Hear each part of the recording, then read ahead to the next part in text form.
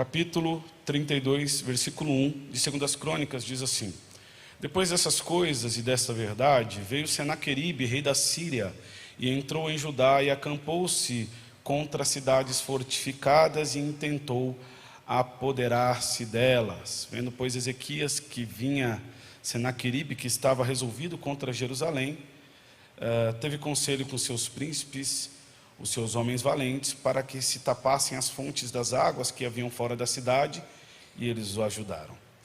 Passa um pouco à frente e vamos até o versículo 17 do mesmo capítulo. Escreveu também cartas para blasfemar do Senhor Deus de Israel, para falar contra ele, dizendo: assim como os deuses das nações da terra não livraram o seu povo da minha mão, assim também o Deus de Ezequias não livrará o seu povo da minha mão.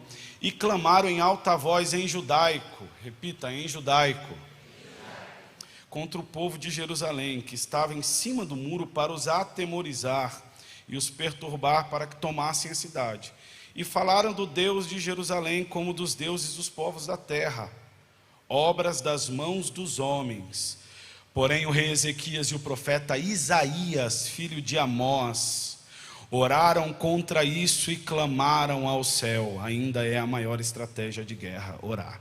Então o Senhor enviou um anjo que destruiu a todos os homens valentes e os líderes e os capitães no arraial do rei da Síria, e envergonhado voltou à sua terra, e entrando na casa de seu Deus, alguns dos seus próprios filhos o mataram ali à espada. Assim livrou o Senhor a Ezequias e aos moradores de Jerusalém da mão de Senaqueribe, rei da Síria, e da mão de todos, e de todos os lados os guiou.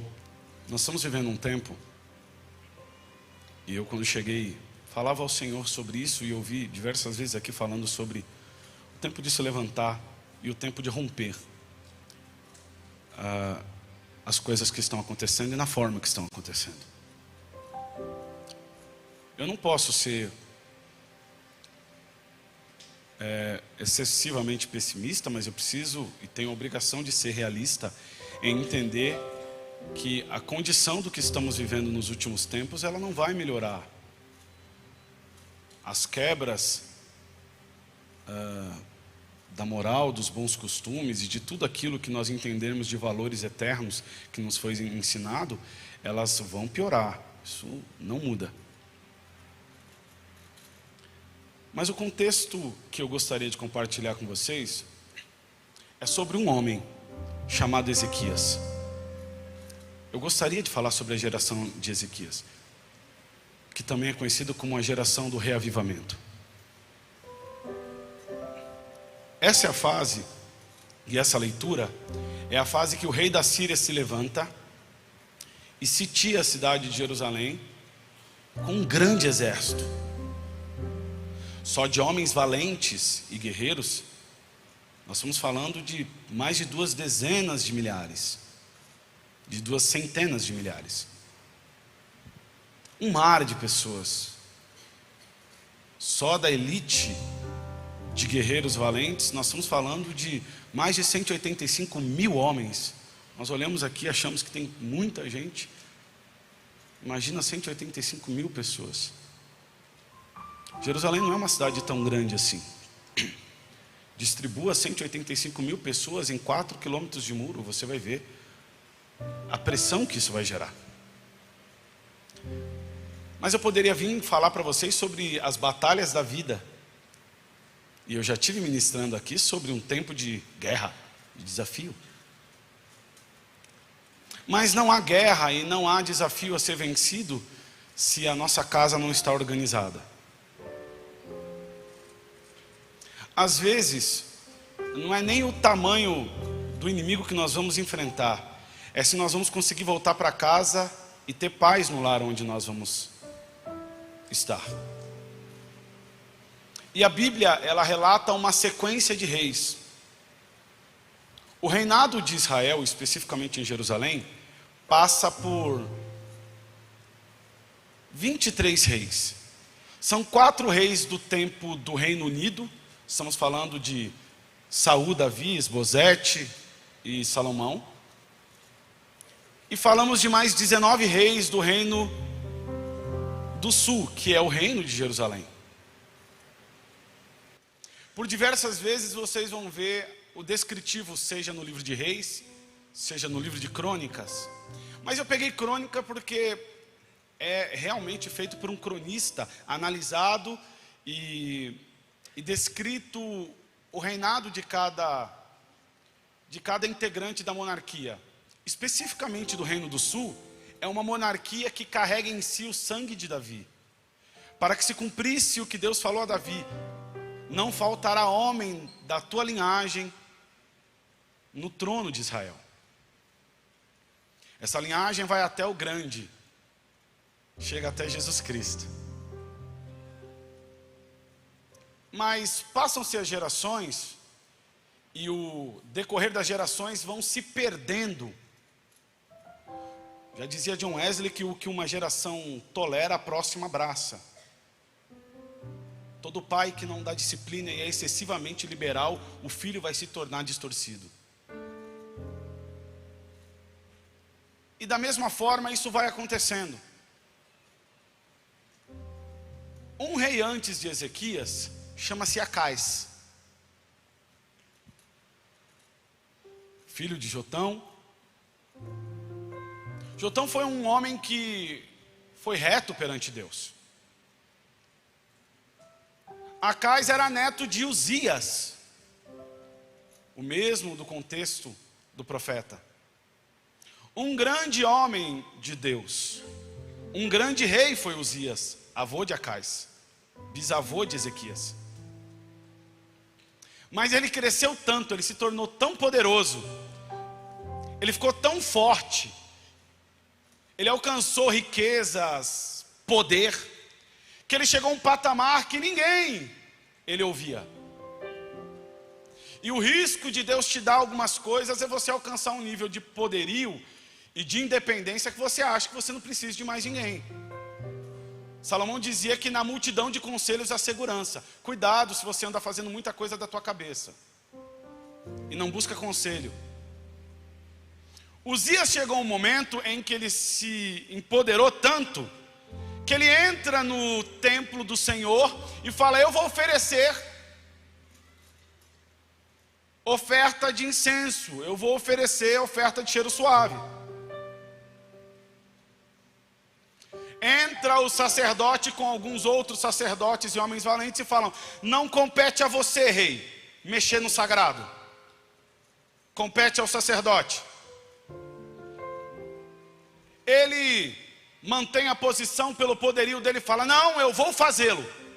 E ele falou: saia, você não tem poder disso. E quando ele se indigna com o sacerdote, porque o sacerdote está falando a verdade, e toma cuidado para a verdade não te indignar às vezes. Esteja preparado para ouvir a verdade, senão você vai viver um mundo de ilusão. A Bíblia diz que uma lepra sai na testa de Uzias, e ele tem que ser retirado às pressas do templo, e passa o resto da vida dele em uma casa separada, porque o leproso não poderia estar mais junto nem do palácio, nem das pessoas. Seu filho, Jotão, entendeu isso. Falou: eu preciso aprender com o meu pai. Porque o que aprendemos com os nossos pais não é somente o que fazer, mas também o que não fazer.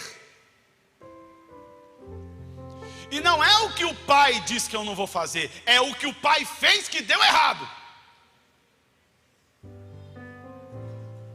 Ele é reto aos olhos do Senhor e segue um caminho. 16 anos de reinado. Mas de repente vem um neto. E a história de Uzias cai em desconhecimento. E Acaz vem para destruir as gerações e a árvore genealógica, a credibilidade da árvore genealógica de Davi. Acaz se levanta e começa a reinar com 20 anos. E a Bíblia é bem enfática em dizer: e ele faz o que é mal aos olhos do Senhor. E começa uma sequência de erros.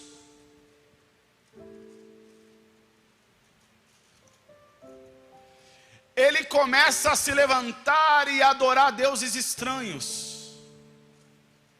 Ele sofre um grande ataque do rei da Síria, que depois, junto com o rei de Israel do norte, invade a cidade de Jerusalém e mata mais de 120 mil homens e leva mais de 200 mil cativos.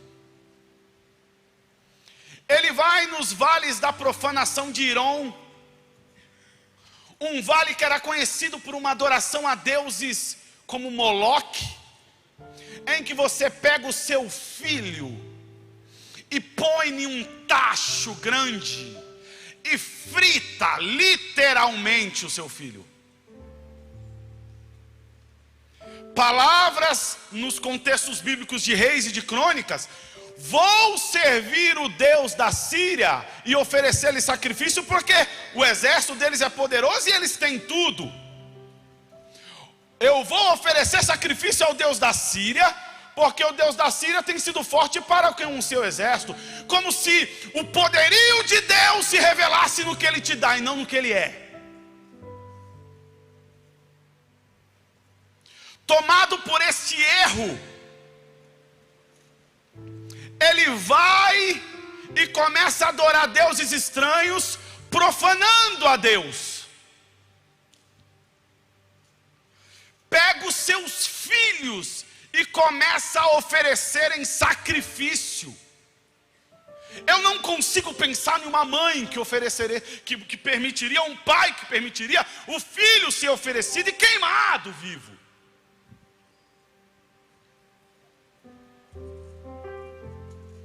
Acais conseguiu ser o mais profano de todos. Mas eu não queria somente dar esse recado do que Acais faz, porque além disso, ele faz coligação com Eglízer, com o rei da Síria. Ele pega o rei as adorações da Síria, traz para dentro do templo, arranca o altar de sacrifício de bronze,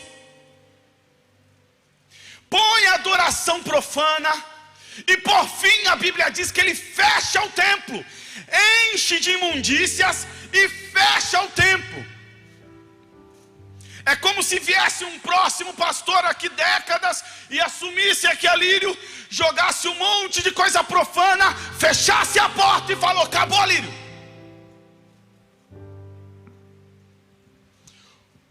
A situação é outeiros, altares debaixo de árvores, filhos sendo queimados, altares e profanações, templo do Senhor fechado, portas fechadas, interditadas e destruídas, Deus esquecido do povo, o povo com homens mortos e mais de 200 mil entre mulheres e crianças sendo levados por Rezim, o rei da Síria. E Jerusalém um caos. É nisso que Ezequias está sendo criado. O reavivamento vem do caos. O reavivamento vai vir da tragédia. O reavivamento vai vir de um menino que é o primogênito, que está vendo dia a dia seus irmãos sendo queimados no fogo.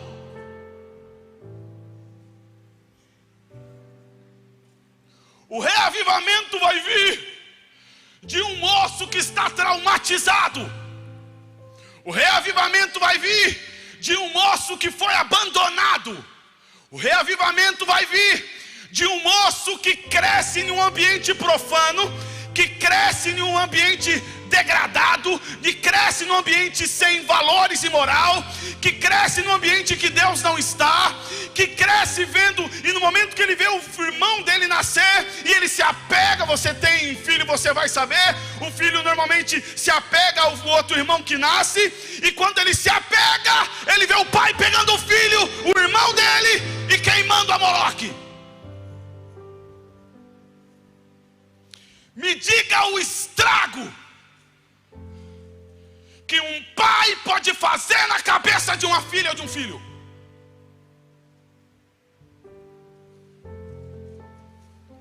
Somos geração caída às vezes, tombada. Sabe por quê? Porque a geração anterior não entendeu que filhos são flecha na mão do valente, e a flecha deve ser preparada, porque senão ela é um pedaço de madeira. O que diferencia uma flecha de um pedaço de madeira, Rafa? Simples. É feito e gastado tempo de um artesão para prepará-la. Você talvez não foi preparado, mas a obrigatoriedade de um pai e de uma mãe é preparar, porque senão não é uma flecha, é um toco. E aí as gerações estão cheias de toco. Gente grosseira, gente inútil, gente despreparada, gente sem valor, gente sem moral, gente sem caráter. Personalidade nasce, caráter é formado. E não é com palavra, e não é pagando uma pensão que você está fazendo tua obrigação de pai. É gastando tempo. Um toco para virar uma flecha, gasta-se tempo, cuidado, detalhamento, acompanhamento. Tempo.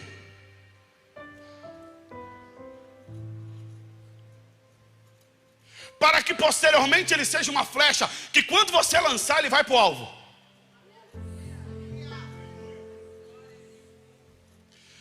A família de Ezequias é uma confusão, é uma profanação,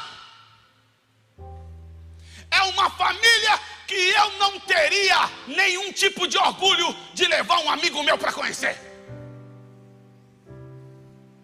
E não importa se é família real, porque a realeza não dita caráter. Tua intelectualidade não dita caráter. Senão o Brasil não era essa confusão que é, de gente na cabeça da sociedade com tantos diplomas e que não prestam.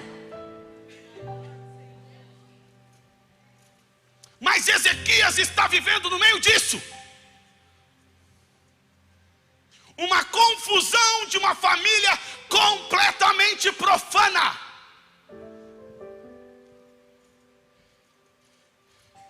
Só que algo começa a acontecer nele.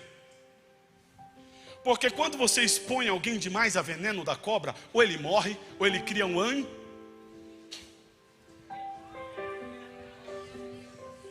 Me diz que tipo de pessoa que você vai ser em tudo que você foi exposto. Me diz que tipo de gente que você vai ser em todos os traumas que você viveu. Me diz que tipo de pessoa que você vai ser com todas as feridas que te fizeram dentro do local onde você deveria ser protegida e protegido. Me diga que tipo de pessoa que você vai ser. Se injetaram tanto veneno em você e você falou, vou morrer. E Deus está falando, não, eu estou te fazendo incubadora de antídoto. Eu te fiz uma geração do reavivamento. Sabe o que uma geração de reavivamento? Ela nasce de uma geração profana. A geração do reavivamento nasce de uma geração sem caráter. A geração do reavivamento vai mostrar que os traumas que eu vivi não ditam a regra do que é que eu vou me tornar. Os traumas que eu passei não ditam a regra de onde eu vou chegar. Assim diz o Senhor, o teu pai pode ser acaso profano, mas eu vou te levantar como geração de Ezequias para gerar uma reforma. Pega na mão de alguém, isso é profético que você vai falar. Diga, a partir de você, a árvore genealógica vai dar uma guinada no mundo espiritual. Assim diz o Senhor: ninguém vai ditar regra, Deus é quem dita.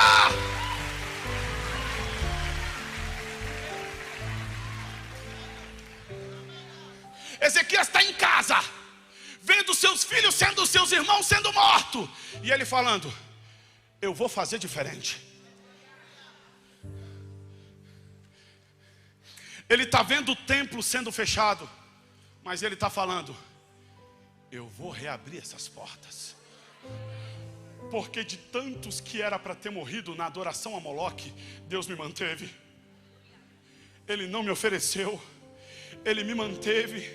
E se eu estou vivo no meio de uma família tão confusa e bagunçada, eu sou o meio de a orientação daquele lugar. Deixa eu tentar te explicar. Se Deus manteve você, única pessoa coerentemente racional naquele lugar, e todo mundo perdeu o juízo, é porque todo o ambiente de treva, o Senhor tem uma lâmpada para acender, e você é ela. Olha para alguém que está perto de você e fala assim: quando você não achar a luz, olhe direito, a luz é você.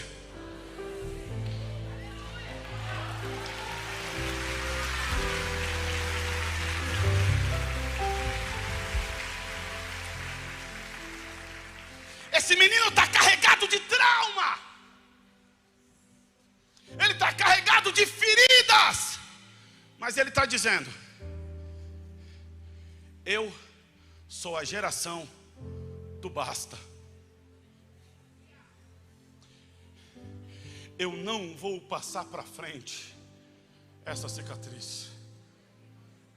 Eu não vou levar para frente.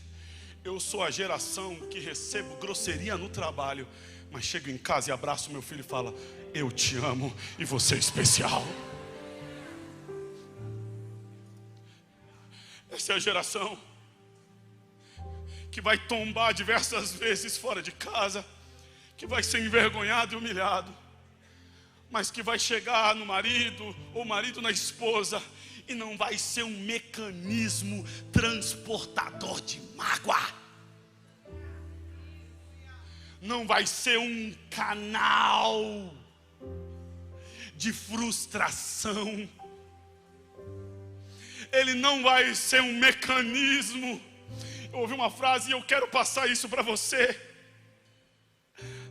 A abelha, ela é tão especial no mundo porque ela pega algo de bom de uma flor e leva para outra flor. Ela até visita e passa por flores venenosas, carnívoras, só que ela não transpassa o veneno. É um ser que pega pólen de corações bons e transfere a corações bons. E tudo aquilo que ela pegou e que não presta, ela descarta. Por quê? Porque nós somos a geração do reavivamento. E essa geração que vem do caos não pode carregar o caos. Ela precisa se levantar. Porque caos não é algo alto, caos é algo baixo. Normalmente a geração perdida é a geração que está no caos, é a geração que está prostrada. Quando você se levanta, você levanta e vê que o mundo é mais que o caos que você vive. Mas enquanto você está prostrado, você só vê caos embaixo, destruição. Só que Deus manda eu te dizer: é tempo de você se levantar e dar um basta no processo e no ciclo vicioso. Porque eu, Ricardo, não acredito em maldição hereditária, porque toda maldição foi pregada na cruz pelo meu Jesus, que se fez maldito, mas ao terceiro dia ressuscitou para a glória de Deus Pai. Mas entendam o que eu vou dizer: eu acredito em repetição comportamental, em que você olha o mal e repete, e isso emaranha na tua cabeça. Só que Deus manda eu te dizer hoje: a ferida está aí, mas o trauma Deus vai tirar.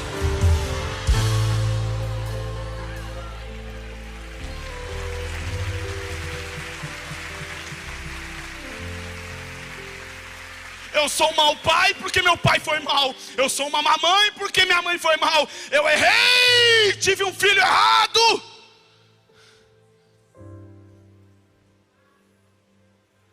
Pensei em abortar e tanta coisa errada.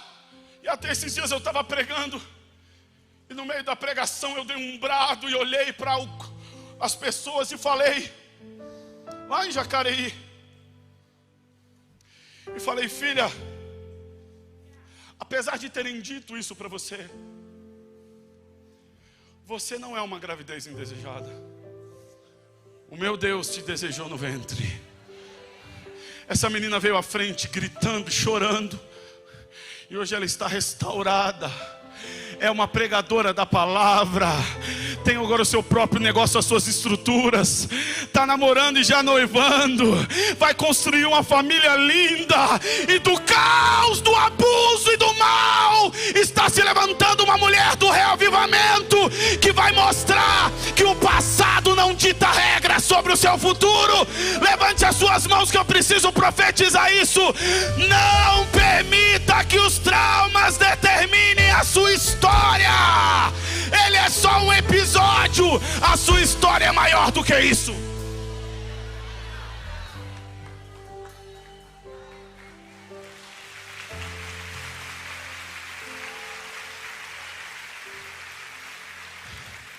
Mas para eu quebrar isso, eu preciso fazer como? Quando Acaz morre, Ezequias se levanta. Vou dizer de novo: Ezequias se levanta. Ezequias se levanta. Veio para a mão dele, se levanta. Veio para a responsabilidade dele, ele se levanta. Veio agora a vez dele, ele se levanta. Ele se levanta. E ele, antes de querer mudar o mundo, antes de restaurar o templo, antes de resolver tudo lá fora, ele começa uma reforma dentro.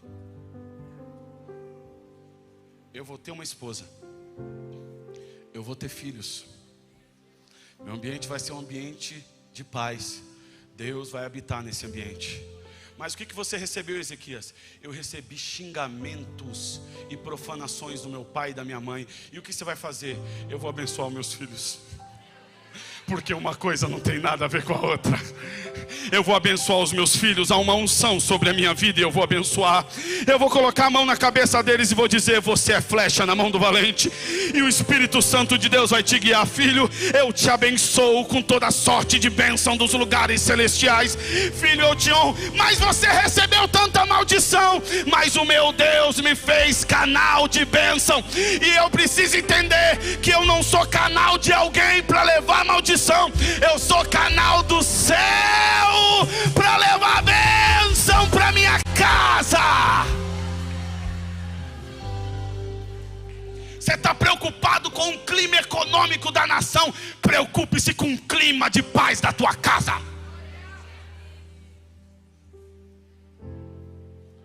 Chegue e seja querido. Faça com que as pessoas aplaudam à sua volta.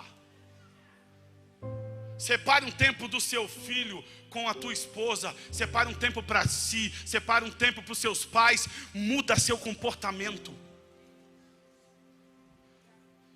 Você bloqueia isso. Você é a geração da guinada. Ezequias põe a casa dele em ordem, Henrique. Casa em ordem. Não tem nada. Ouça o que eu vou dizer. Não tem nada da porta para fora da tua casa que você não vença, se você tiver colocado a porta para dentro em paz. Pega na mão de alguém e fala: coloque a tua casa em ordem para viver o reavivamento.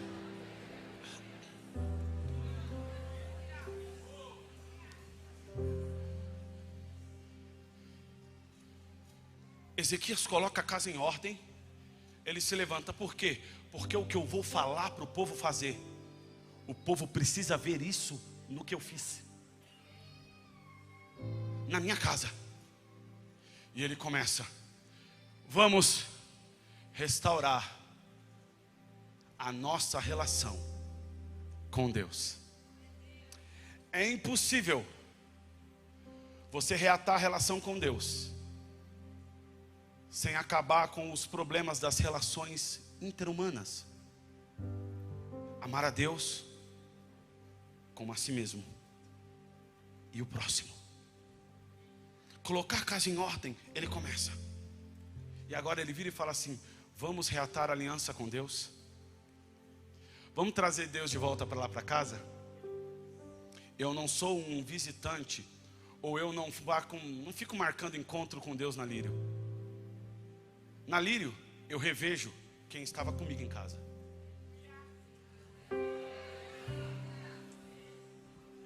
Na Lírio, eu adoro quem eu convivo em casa. Na Lírio, eu levanto as minhas mãos para adorar, e ele vem e pega na minha mão e fala: nossa, nós estávamos de mão dada agora há pouco. Na Lírio, eu levanto a minha voz e ele: oi, estamos juntos novamente. Na Lírio, eu faço algo automático. Por quê? Porque é automático em casa eu adorar a Deus. A geração do reavivamento que dá uma guinada na história da genealogia dela é uma geração em que Deus fica à vontade no teu lar. Ele chega: mas pastor, a minha casa não é muito rica, a minha casa não é bonita, eu moro em um quarto. Não interessa, ele senta na cama do lado de você. Ele não olha se o sofá é furado, ele olha se tem verdade lá.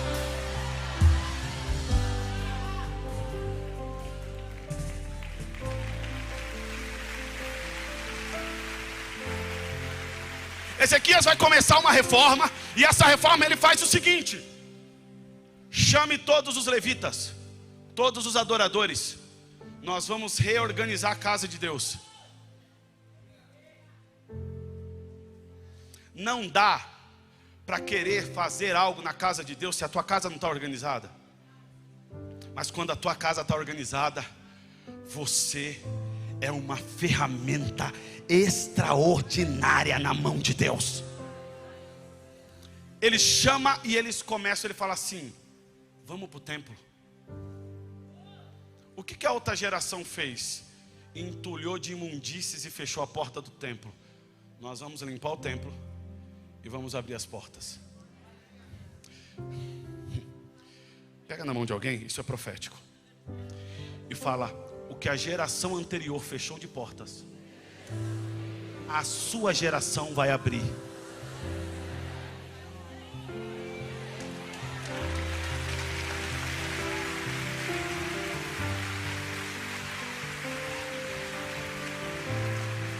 Muita gente se abandonou, afastou da nossa família, pastor.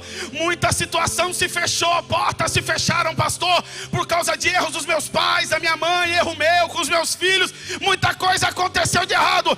Eu te convido a ser um agente de reavivamento e de mudança, e você vai receber nas tuas mãos a capacidade dada por Deus de portas que foram fechadas e entulhadas. O Senhor vai abrir portas na tua história.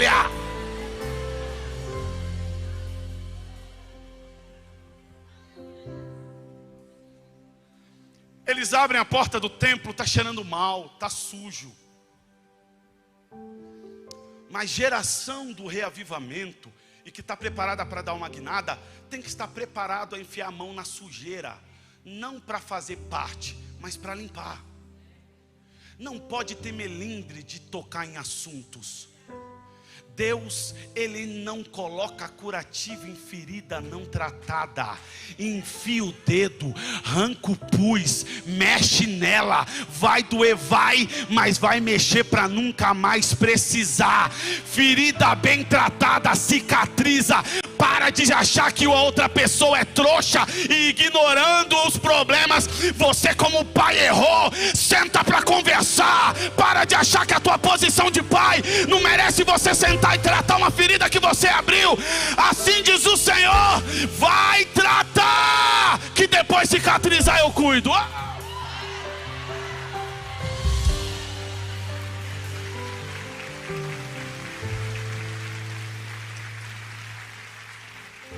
Eles estão mexendo nas imundícias. mexem e eles são sacerdotes, eles são levitas, e está o rei junto. Não existe posição autossuficiente que te iniba de você pôr a mão na massa para pôr a casa em ordem. Se for preciso ganhar a confiança de quem você feriu, se tiver que subir num skate e sair andando por aí, vai! Se for preciso sair fazer psicólogo que você sempre achou que não precisa, porque você fala que você não é louco, mas vive fazendo besteira de louco.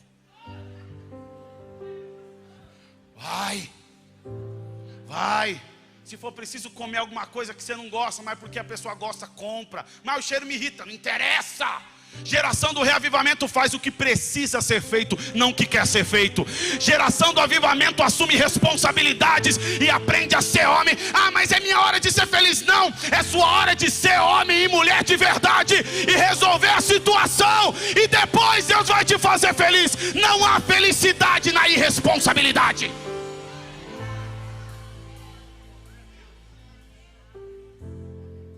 Cuida do que Deus te deu. Eles limpam o templo. Ezequias fala: que bonito, hein? Tá ficando bacana. Porque nada, não sei se vocês fazem isso. Eu sou um pouco xarope nessas coisas. Eu às vezes fico assistindo, aparece aqueles vídeos no Instagram do pessoal limpando, ou limpando o carro que está bem sujo. Aí ele começa a limpar, vai ficando limpinho. Aquilo faz um bem, meu. É quase terapêutico aqueles troços. Aí tá tudo sujo. Aí ele começa a jogar um produto, sabe, Rafa? Aí começa a limpar e fica tudo branquinho. Falo, nossa, aquilo é terapêutico. Porque limpar, colocar em ordem, organizar, perdoar, sorrir, é terapêutico. Vai te fazer um bem quando você pegar aquele monte de coisa que você guardou por rancor e começou a jogar fora. Sabe aquelas mensagens, você começar a deletar porque você queria usar para alguma coisa no futuro. Ou seja, está preparando para o futuro que o passado já te deu trauma. Para de ser boba. Pega na mão de alguém e fala: deleta tudo. Não projete no futuro que você já recebeu no passado. Deixa para lá. Preencha o seu celular de novas fotos, de passeios, de momentos felizes. Porque Deus tem abundantemente além daquilo que pensamos ou pedimos. O Deus que nós servimos não é Deus de passado, é Deus de futuro. E o maior futuro que Ele tem vai preencher a eternidade. É quando você subir aos céus.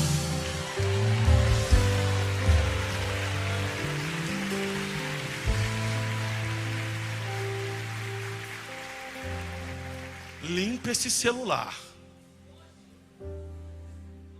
Quando ele organiza o templo, ele vira e faz assim: pronto, avisa para purificar todos os utensílios. E purificação ocorre por água, por fogo e por sangue. São os 3 processos levíticos de purificação. E eles chamam os levitas e os sacerdotes e começam a limpar. Pega aí o utensílio, limpa. Pronto. Pega o outro, limpa. Sabe a bagunça e a sujeira? Da tua casa é o reflexo do teu coração. Limpa. Ele começa a limpar tudo. Onde estiver o meu tesouro, ali estará meu coração. Ele começa a limpar tudo. Limpa os utensílios, mas estão quebrados. A Bíblia diz que Acais quebrou os utensílios da casa de Deus. Ezequias pegou e foi limpar todos. São meus, são sagrados. Pode não ser chique, pode não ser uma Mercedes, é meu Fusquinha e ele é sagrado, foi Deus que me deu. Eu vou deixar ele bonitinho, eu vou limpar, eu vou levar ele para lavar. Não lava rápido, você não leva porque você tem vergonha. Toma vergonha na tua cara. Vergonha é roubar, é levar coisa errada, é ferir pessoas. O que você tem é pouco, mas é digno. Ele começa a limpar e eles começam a organizar. Quando eles organizam, vai entrando o negócio, amor. Flávia, meu amor, que está aqui na frente, minha portuguesa linda. A Flávia me ensinou isso. A gente vai organizando as coisas, vai entrando um sentimento bom. A Flávia faz, quando eu chego, às vezes saio para prestar consultoria nas empresas que eu trabalho. Aí a Flávia já fica esperta quando eu vou sair, porque ela vai limpar toda a casa. Quando eu chego, ela está num bom humor, o pé dela está inchado, ela está cansada, mas ela está num bom humor absurdo, porque a casa está limpa e está cheirosa.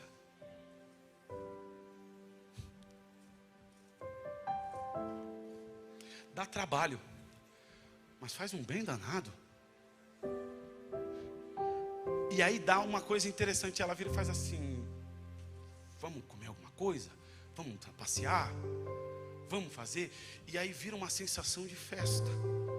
Isso é tão sério, porque na Bíblia, quando Ezequias organiza tudo, Ezequias se levanta e faz assim: pessoal, vamos comemorar.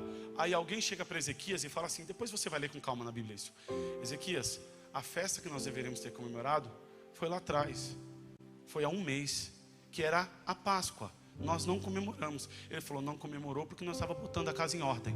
Quando tiver que colocar a casa em ordem, não é hora de festejar. Você acha, seu bobão, que você vai pegar a tua família e levar para jantar, para comemorar, com um filho olhando para a tua cara falando, eu nunca mais quero olhar para a cara dele?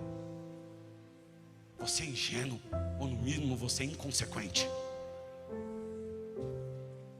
Quer festejar antes de botar a casa em ordem? Toma vergonha na tua cara. Antes de festa, põe a casa em ordem. Peça perdão. Libere perdão. Trata situações. E quando você colocar a casa em ordem, vai ser automático, vai entrar uma euforia. Ezequias fala assim, como é que é?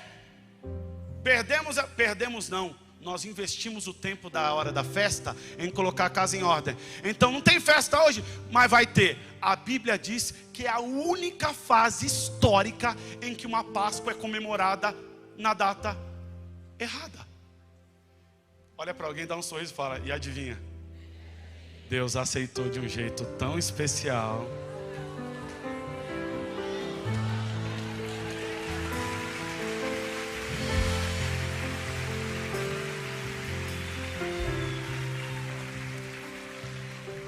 Espera o aniversário para comemorar. Não, espera você colocar a casa em ordem. Colocou? Comemora. Comemora. Faz um bolo, mas não sei fazer. Aprende. YouTube. Faz um almoço. Monta a mesa posta, né, Flávia? Faz uma mesa posta. Mas meus talheres são simples. Não tem problema. Monta, põe uma flor na mesa, comemora. Você precisa de data para comemorar ou você precisa de acontecimentos? Data é algo pré-visto, acontecimento é algo bom que aconteceu. Ezequias chama e fala, avisa! Todos, presta atenção, Ezequias é o rei do sul. Ele manda fazer cartas e chama as 12 tribos, todas. Reino do norte, reino do sul. Eles levam as cartas e ele fala assim, como assim? Ele está chamando a gente para ir lá comemorar a Páscoa, mas foi há um mês atrás. Não interessa. Nós vamos comemorar. Nós vamos comemorar. Não interessa, eu vou comemorar. Meu aniversário foi uma desgraça por tanta coisa errada. E você esse ano falou, meu aniversário o ano passado, meu aniversário foi uma desgraça. Assim diz o Senhor. Vai lá, põe a casa em ordem, organiza e comemora o que não deu para comemorar. O Senhor está, irmão, levante a mão que eu quero profetizar. O Senhor está te dando autoridade. Você não fez festa de casamento, está com 20 anos, vai fazer festa esse ano. Você não fez aniversário, passou, mas o Senhor te dá autoridade. Ele te diz, comemora, porque o céu está comemorando com você.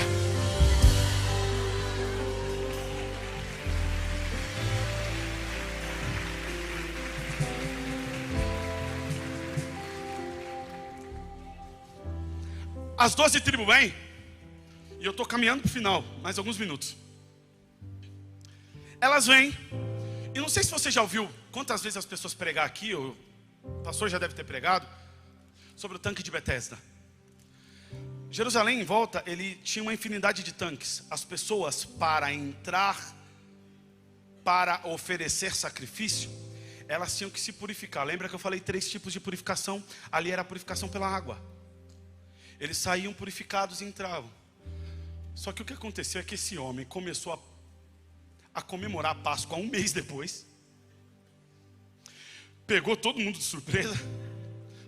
O povo não estava acreditando que tinha um homem lá que veio do mais profano rei e está se tornando um dos mais adoradores reis que existia, dos mais santos, dos mais proféticos, dos mais coerentes, do com maior caráter. Ele está vendo um rei anterior que jogou seus filhos no fogo, e ele está vendo um rei agora com seus filhos ao seu lado, dentro da casa de Deus, adorando. Eles ficam tão eufóricos que eles começam a atropelar. Eles começam a atropelar.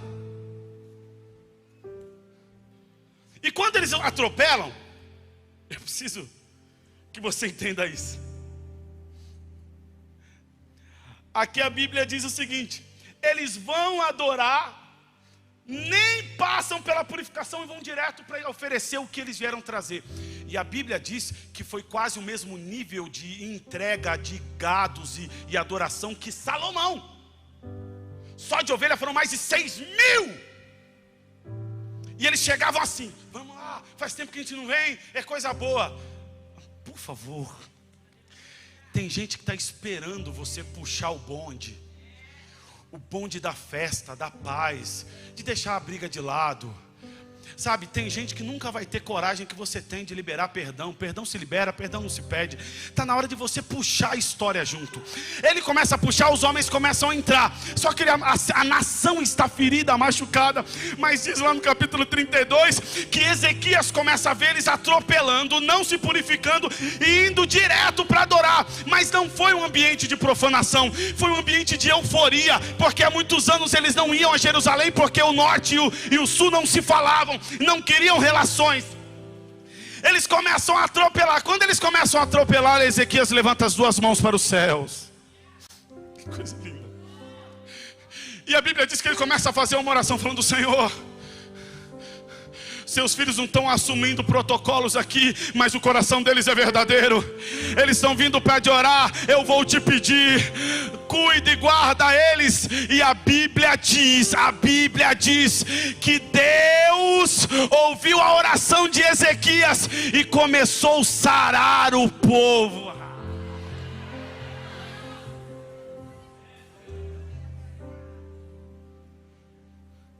As pessoas começam a ser curadas quando você puxa. Não adianta querer levar o teu filho para tratamento psiquiátrico e psicológico se a tua casa não estiver preparada. Puxa a história. E ele vem puxando, e o povo adorando, e o povo sendo curado. O povo está sendo curado.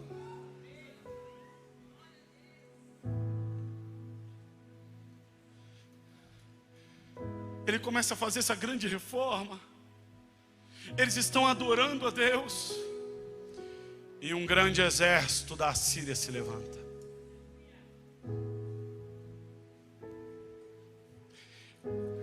Cheguei onde eu li com vocês. Toda geração do reavivamento vai passar por oposição quando ele quiser botar a casa em ordem.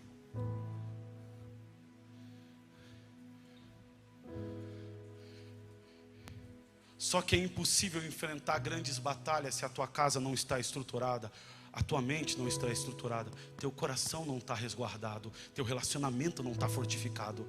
A batalha vai ser perdida. O Senhor levantou Ezequias como um grande reformador, um agente de O problema é que ele gastou tanto tempo na reforma, porque a gente só vê o tamanho do estrago quando a gente começa a tratar. A gente só viu o quanto a pessoa ficou chateada quando a gente senta para ouvir.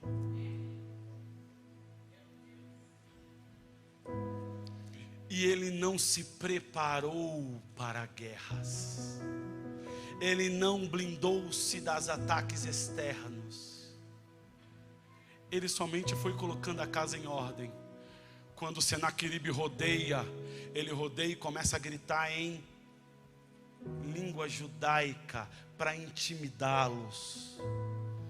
Tua reforma não adiantou nada, eu vou destruir vocês. Ezequias chama os príncipes e fala: o que vamos fazer? Os príncipes viram para ele e falam assim: vamos lá terminar a obra nas fontes, vamos encerrar a parte dos muros.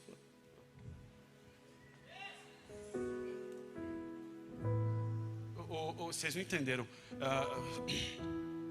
Eu estou perguntando qual vai ser a nossa estratégia de guerra. Não. Nós não fomos levantados neste momento para guerrear. Agora é hora de reformar. Está querendo arranjar encrenca, está querendo brigar, está querendo tirar satisfação. Mais vale um tempo que você senta para ouvir teu filho do que um tempo para você ir lá tirar satisfação de alguém que está falando mal dele. Você gastasse mais tempo de sentar e ter tempo valioso e tempo precioso, tempo de valor com as pessoas que você ama, em vez de querer tirar satisfação com alguém, você ia aprender que Deus te chamou para ser um reavivador da tua casa, um cuidador, um guardião. Acontece que quando Senaqueribe cerca Ezequias chama os príncipes olham para ele e falam: continuemos a reforma. Nada da porta para fora é mais importante do que a paz da porta para dentro. Nenhum sucesso e riqueza da porta para fora é mais importante do que da porta para dentro. Nenhum emprego da porta para fora é mais importante do que filhos e a paz, a tranquilidade da porta para dentro. Assim diz o Senhor: eu te dei algo que o dinheiro não compra, não monetize ele.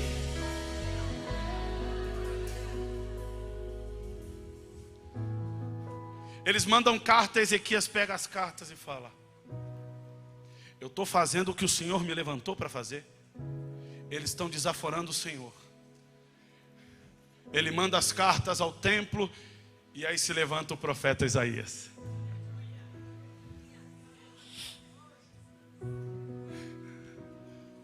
Lá vem Isaías. Sim, o mesmo Isaías, profeta messiânico, tá?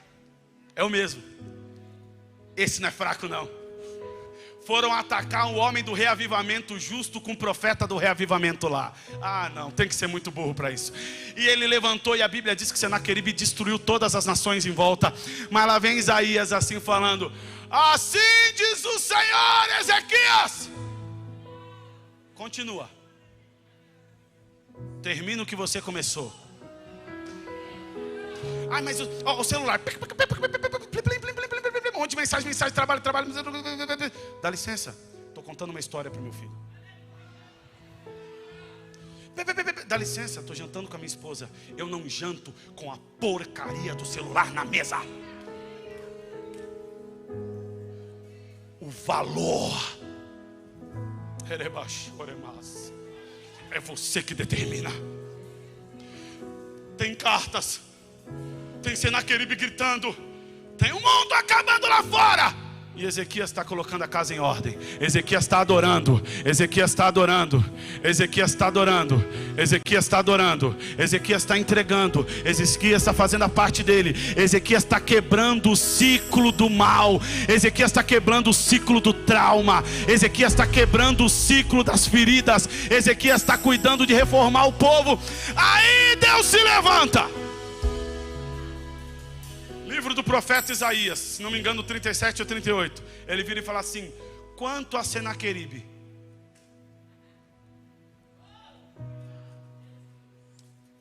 avisa lá que ele não vai conseguir atacar uma flecha.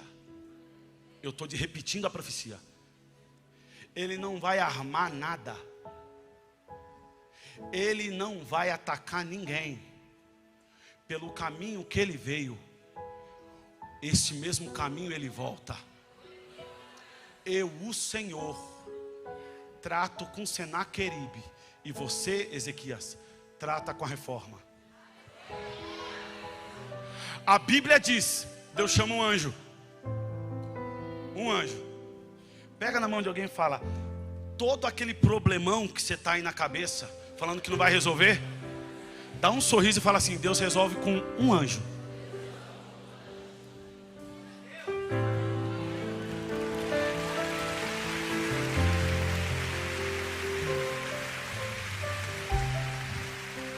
Vem cá, anjo. Mas é anjo de informação? Não, não. Avisa lá que eu quero um anjo guerreiro. A reforma é sua. A batalha é minha. E a vitória é